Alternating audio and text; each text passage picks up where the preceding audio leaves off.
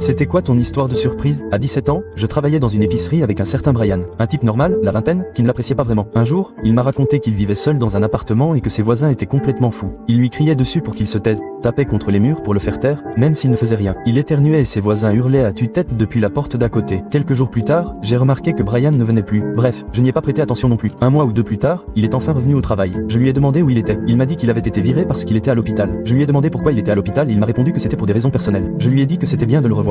Quelques jours plus tard, je discutais avec un autre collègue. Il dit: tu as entendu ce qui est arrivé à Brian? Ouais, il était à l'hôpital et il a été renvoyé ou quelque chose comme ça. Mais tu sais pourquoi? Non, il a dit que c'était personnel. Voilà ce qui s'est passé il y a quelques mois, avant la disparition de Brian. Il était seul chez lui quand ses voisins ont commencé à lui crier dessus à travers les murs parce qu'il était trop bruyant. Brian s'est dit: j'en ai assez, et a décidé d'appeler la police pour qu'elle s'en occupe. La police est arrivée et a commencé à parler aux voisins pendant un bon moment. Les heures passent entre la police et les voisins. Il appelle donc à nouveau la police pour demander ce qui prend autant de temps. La police répond: on est parti il y a 1h30. Il s'avère que les voisins ne lui criaient jamais dessus. Brian était schizophrène et entendait des voix dans sa tête. Il a dû être interné dans un hôpital psychiatrique.